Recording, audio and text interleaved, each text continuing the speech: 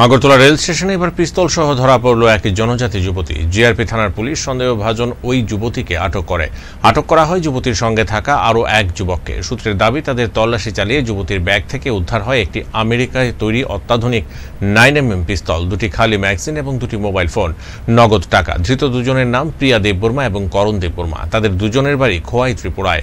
Agartala GRP থানার police অস্ত্র আইনে মামলা নিয়ে তাদের দুজনকে গ্রেফতার করেছে। শনিবার তাদেরকে 5 দিনের রিমান্ডে আদালতে হাজির করা হয় বলে জানান জিআরপি থানার ওসি তাপস দাস।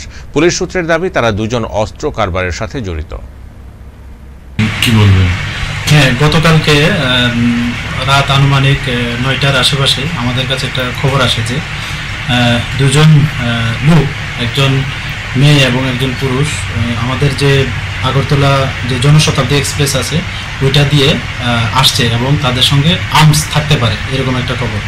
তো সোর্সের যে কনফিডেন্স আমাদেরও মানে এটা সত্যি মনে হলো। তারপর আমরা জিআরপি থানার পুলিশ অফিসার স্টাফ যারাই আছে এবং আমাদের যারা গোয়েন্দা বিভাগে আছেন, আমরা সবাই মিলে সবগুলো যে প্ল্যাটফর্ম আছে আমাদের আগরতলা রেল স্টেশনে 1 নম্বর, 2 নম্বর, 3 নম্বর সবগুলোতে বেসিক্যালি ওই মানে এই যে জনশতাব্দী ট্রেনটা এটা 3 নম্বর প্ল্যাটফর্মে আসার কথা। তারপর আমরা সর্বত্র ছুটিয়ে পড়ি যেখান থেকে মানে মানুষ বা প্যাসেঞ্জার যারা রেল স্টেশন থেকে এক্সিট হয়, এই সব এক্সিট পয়েন্টগুলো আমরা চক আউট করে আমরা সাদা পোশাকে আমরা সবাই এমবুশ পেশে বসে আছি। তার সেম যখন রাত প্রায় আনুমানিক 10:30টার সময় সেই জনশতাব্দী ট্রেনটা এসে পৌঁছলো 3 নম্বর প্ল্যাটফর্মে, তখন আমরা অবজার্ভ করলাম যে দুটা মানে একটা মেয়ে এবং একটা ছেলে খুব স্পিডে যে ফ্লাইওভার আছে ওদিকে যাওয়ার চেষ্টা করছে। তো তাদের যে স্পিড প্লাস তাদের যে বডি ল্যাঙ্গুয়েজ দেখে আমাদের সন্দেহ হয় যে